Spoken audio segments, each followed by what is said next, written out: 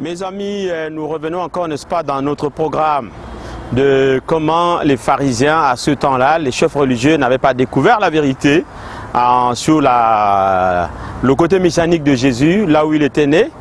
Ils ont discuté parce qu'ils se disaient que Jésus n'était pas né à Bethléem. En fait, ils disaient non, on ne doit pas l'accepter, c'est pas lui le Messie, c'est pas lui le Fils de Dieu.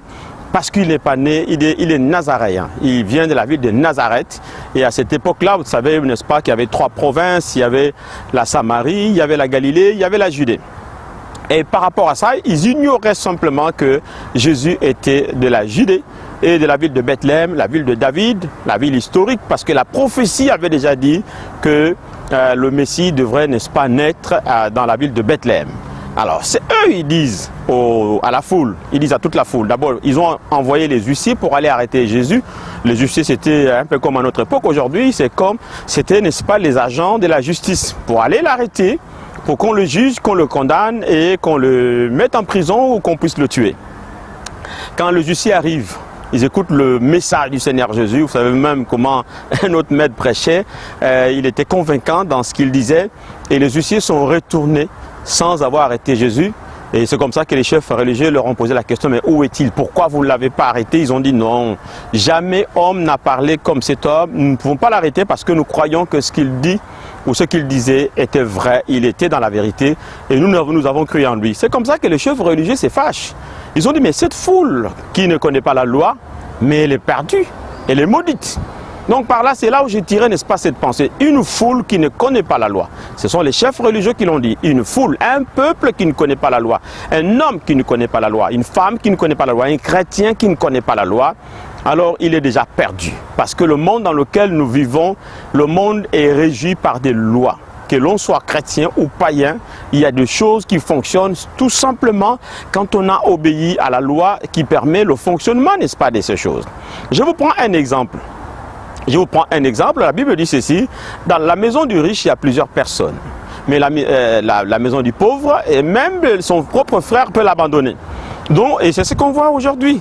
C'est pas compliqué à comprendre. La Bible nous dit encore, mets rarement tes pieds dans la maison ou à la maison de ton prochain, de peur, n'est-ce pas, que demain après-demain, qu'ils disent, oh non, ça fait un peu trop, tu viens trop chez moi. Mais c'est ce que nous vivons aujourd'hui. Donc, mets rarement seulement les pieds dans la maison de ton prochain. La Bible déclare, c'est que l'homme sème, c'est ce qu'il aura sémé.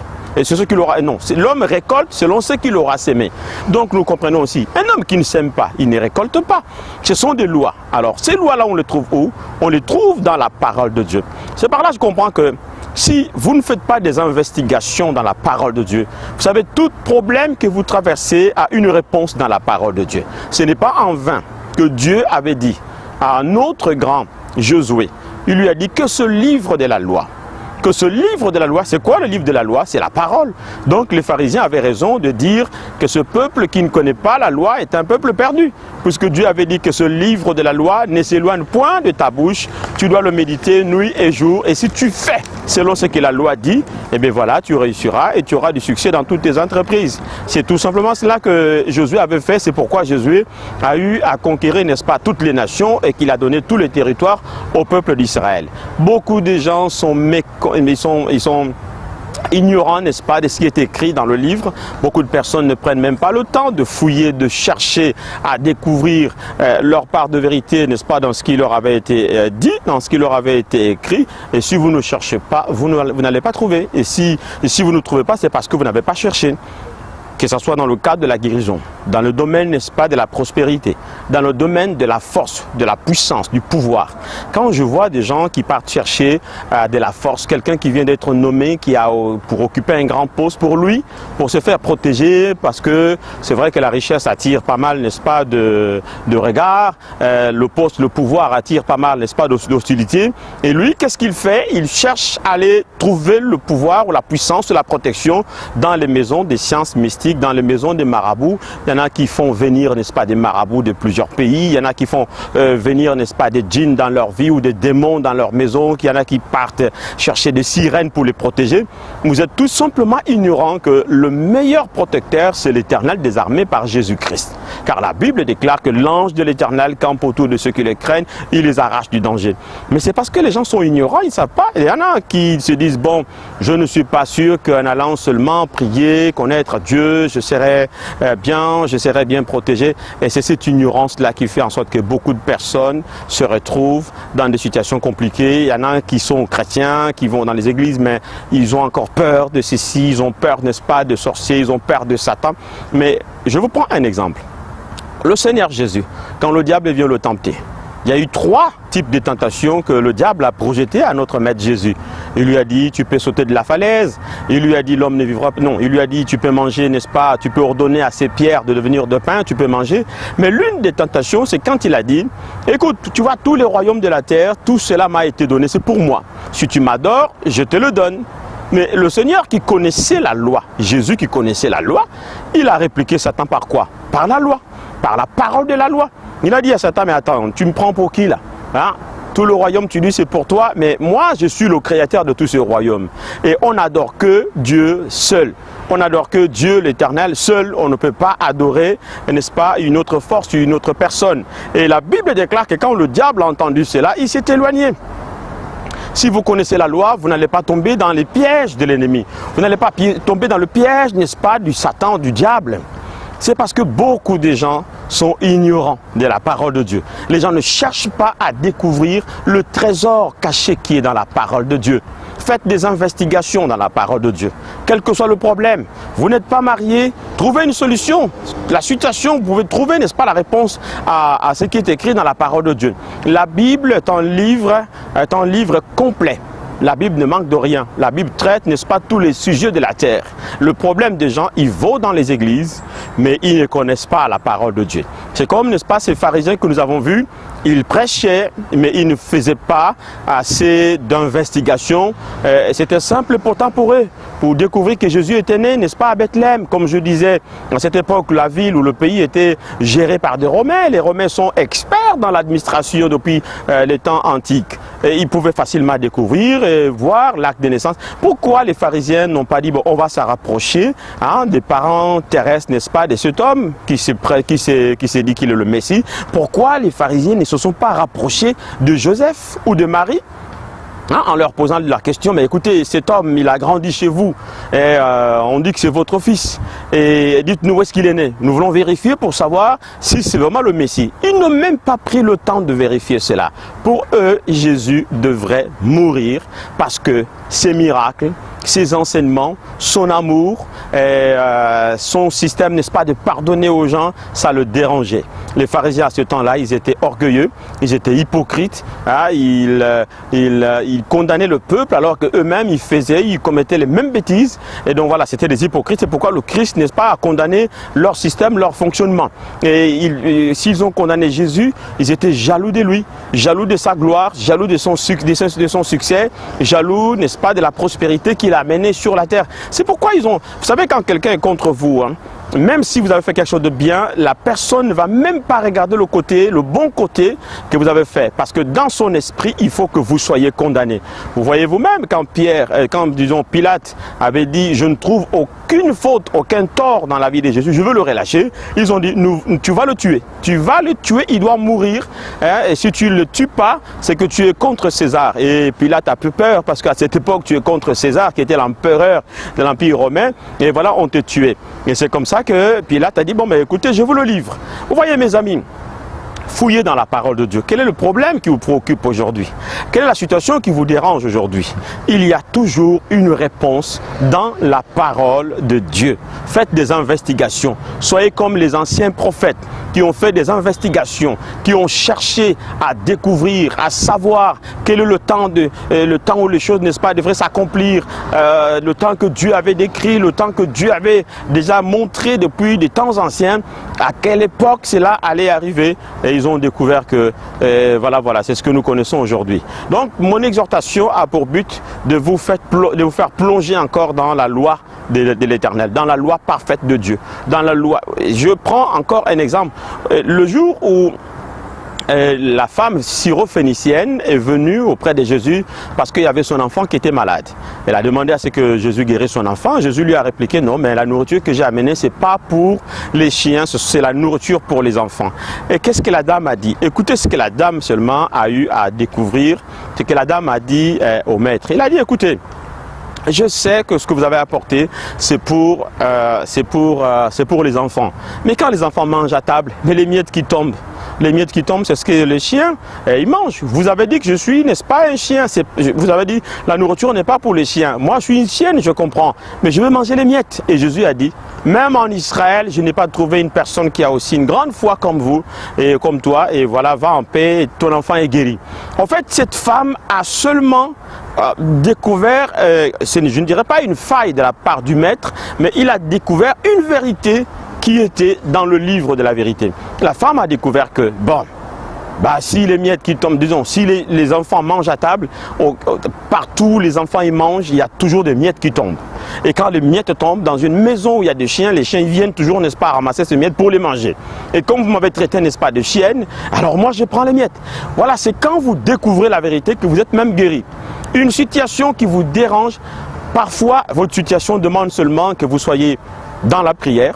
Parfois, la situation dans laquelle vous traversez, ça n'a même pas besoin que vous priez beaucoup. Faites juste un don, faites juste une offrande, faites juste un sacrifice et vous serez guéri. Vous voyez, et parfois la situation aussi peut demander seulement que vous ayez foi, vous ayez confiance. Et vous pouvez être attaqué par des démons, mais votre foi peut repousser les démons. Est-ce que vous savez ça? La foi peut repousser les démons. Car la Bible dit: résistez-lui par une foi ferme et il fuira loin de vous. Vous voyez, parfois, la Bible demande seulement que vous ayez la foi. Donc, tout problème que nous pouvons rencontrer dans notre vie, il y a toujours une réponse là-dedans. Le problème, c'est que les gens ne fouillent pas, les gens ne cherchent plus. Aujourd'hui, nous avons des assemblées qui sont pleines, mais peu de gens ont la connaissance de notre Maître, la connaissance de Dieu. Les gens, ils restent au bord de la rivière, ils ne vont pas au large. Les gens, ils sont dans les choses superficielles. Les gens, ils regardent ce qui n'a pas trop de valeur. Et parfois aussi, les gens refusent à admettre ce qui a de la valeur. Je prends le cas dans l'ancienne alliance, par exemple, les gens on leur demandait même pas trop de se mettre en combat spirituel pour chasser les démons comme nous le faisons aujourd'hui, mais les gens avaient seulement 2 ou 3 règles auxquelles il faut obéir. Donc vivre, n'est-ce pas, dans la crainte de Dieu, avoir pour unique et seul Dieu, l'Éternel des armées, avoir foi en lui et obéir au rite, aller au temple, donner ses dîmes, donner ses offrandes. Et voilà, ils obéissaient et ça marchait. Ils étaient plus prospères que beaucoup d'entre nous aujourd'hui. Ils étaient trop proches de Dieu d'ailleurs que beaucoup d'entre nous aujourd'hui.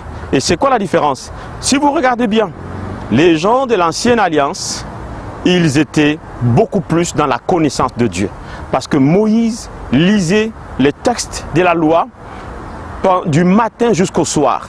Et cela devrait rentrer dans les oreilles de tout le peuple d'Israël.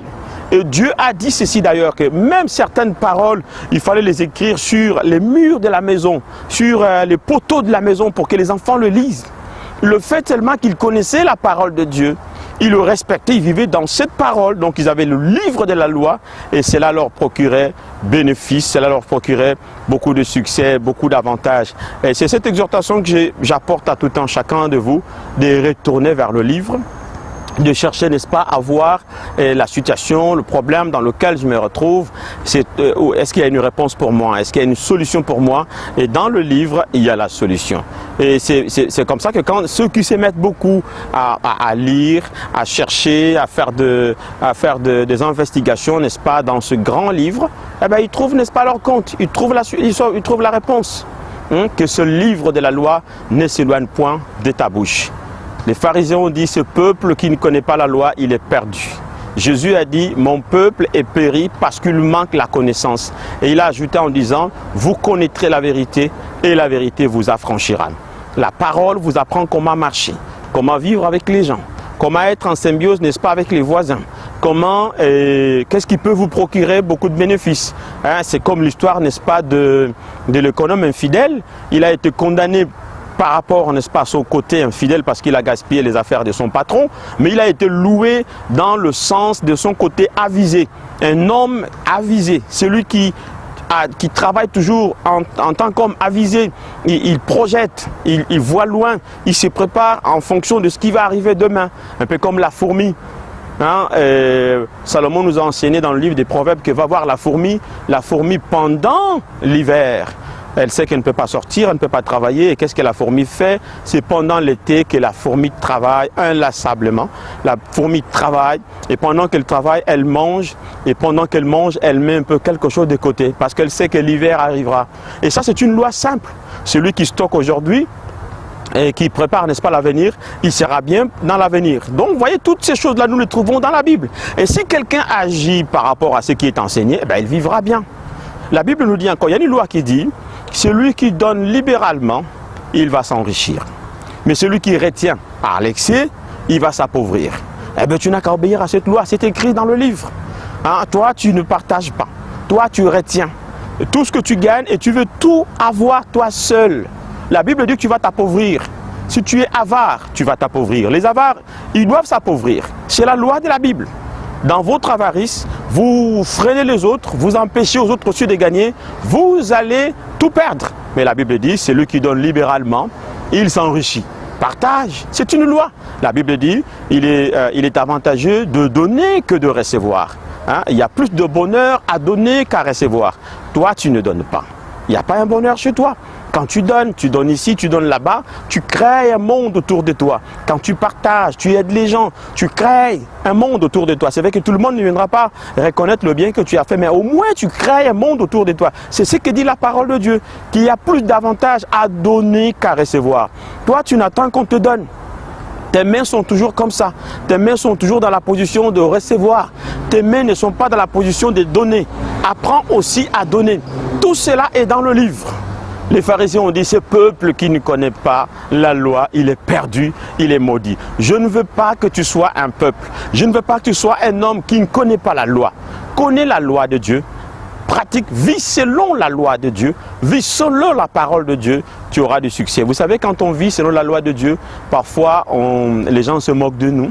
Parfois les gens ils nous prennent, n'est-ce pas, comme de ratés, comme des maboules, comme on dit ailleurs. Et pourtant nous sommes sages. La loi de Dieu nous fait de nous des gens sages, des gens complets. La Bible dit, pour terminer, dans le livre des Psaumes, au chapitre 1, versets 1 à 6, « Heureux l'homme qui ne se met pas en compagnie des moqueurs et des méchants. Heureux l'homme qui n'est pas là pour se moquer des autres, qui n'est pas là pour marcher avec des méchants. Non, mais heureux l'homme qui trouve, cet homme, il est heureux quand il trouve son plaisir dans la loi parfaite de l'Éternel. » La Bible dit quoi? Et il est comme l'arbre planté à côté des eaux. L'arbre planté à côté des eaux ne perd jamais le feuillage. Et la Bible dit qu'en chaque saison, il donne ses fruits. Si vous êtes un homme qui est plongé dans la parole, vous vivez selon la loi de Dieu, selon la parole de Dieu, vous serez comme cet arbre qui est planté à côté des eaux. Et en chaque saison, les arbres qui sont à côté des eaux produisent toujours. Et le fruit est abondant. Et la Bible ajoute en disant, et tout ce qu'il fait, le réussit. Donc voilà, nous avons médité la parole dans le livre de Jean au chapitre 7, à partir du verset 40, on a vu le débat qu'il y avait entre les pharisiens et le Seigneur Jésus. Et les pharisiens ont condamné Jésus parce qu'ils disaient qu'il n'était pas Messie. Tout simplement, selon eux, le Messie, enfin donc, selon eux, il fallait que Jésus naisse à Bethléem, il fallait qu'il grandisse à Bethléem. Et pourtant, ils étaient ignorants que Jésus était né à Bethléem. Ils n'ont pas seulement fouillé, ils n'ont pas fait les investigations pour découvrir la vérité sur la naissance ou le pays ou la ville de naissance de notre Seigneur Jésus, pour qu'ils découvrent que la prophétie venait de s'accomplir. Combien beaucoup de personnes, leur prophétie est déjà arrivée à terme, mais les gens sont ignorants parce que vous êtes distraits. On vous a prophétisé des choses, mais vous êtes dans la distraction. Vous ne suivez pas la parole de Dieu, vous ne suivez pas votre prophétie jusqu'à ce qu'il arrive à son terme.